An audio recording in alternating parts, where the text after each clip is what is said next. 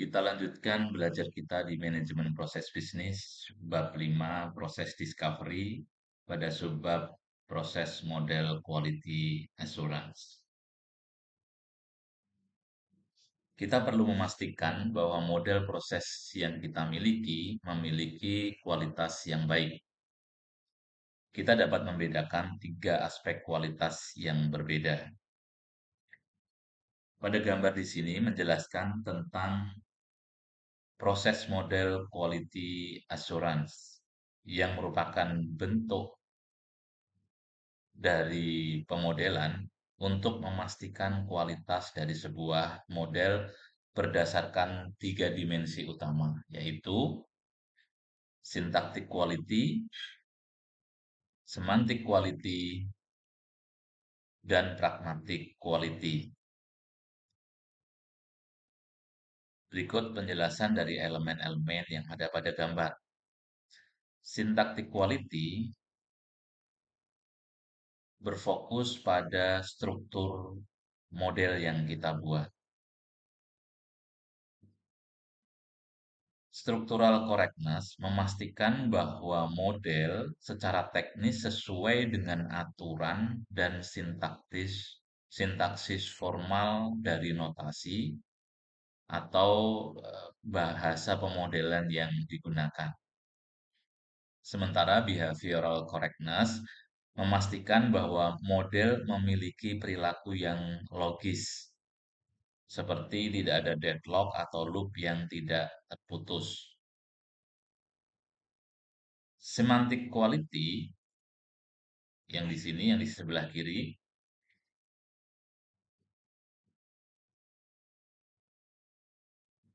semantic quality ya di sini, fokus pada pemaknaan dari model sesuai tidak dengan realitas proses bisnis yang terjadi.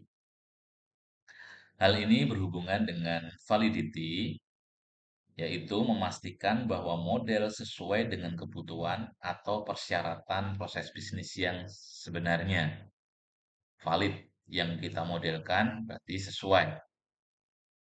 Completeness memastikan bahwa model yang kita buat mencakup semua elemen penting dari proses bisnis yang direpresentasikan.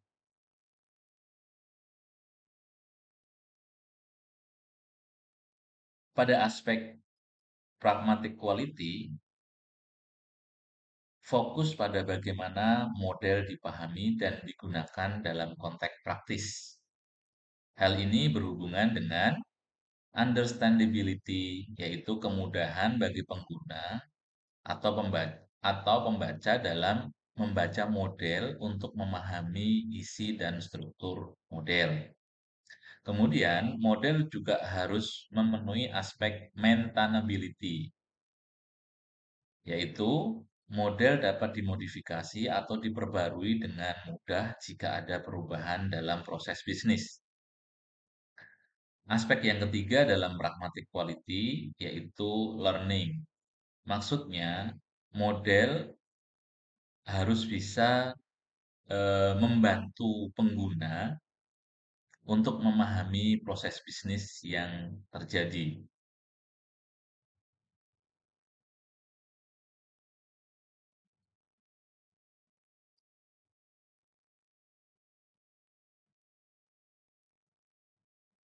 Mari kita mulai dengan kualitas sintaksis.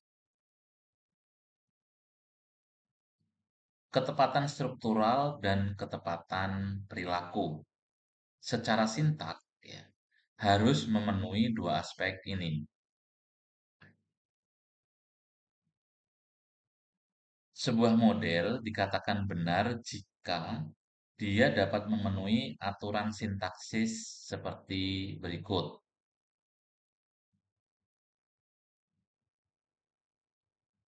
Yang pertama, elemen level rules. Jadi, pada aspek ini, aturan-aturan dalam elemen pemodelan harus dipenuhi.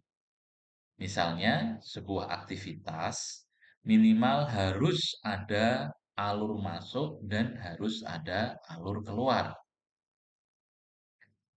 Contoh kemudian, start event tidak boleh ada arus masuk ganda dan tidak boleh ada keluar ganda dari sebuah event start. Ya, kalau dalam pemodelan start event itu arus yang keluar dari start event harus cuma satu, nggak boleh start event ada dua arus apa namanya alur aktivitas. Kemudian pahami aturan-aturan yang berlaku dalam simbol-simbol pemodelan. Jadi sebelum membuat model secara struktural, kita harus memastikan bahwa model yang kita buat itu memenuhi aturan secara struktur. Berikutnya, pada aspek structural correctness adalah model level rule. Pahami juga aturan-aturan dalam level model. Contohnya bagaimana? Pastikan setiap model memiliki minimal satu masukan dan minimal satu keluaran. Jadi jangan sampai ada model yang tidak memiliki masukan atau ada model yang tidak menghasilkan keluaran.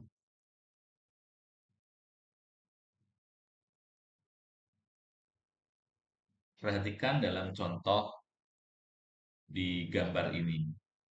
Di sini, di model ini, kita bisa melihat bahwa aturan yang pertama sudah benar. Event kejadian hanya memiliki output satu jalur. Tetapi di sini, ya, di reject order, ini secara struktur salah.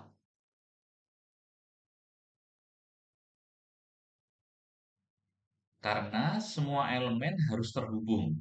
Tetapi di sini ada elemen activity yang tidak terhubung ke dalam model yang lain. Ya. Ada reject yang menggantung atau kemudian di sini ada busur yang hilang. Ya. Gateway ini harusnya memiliki lebih dari satu alur proses. Ini hanya terdapat satu, maka ini juga salah secara struktural.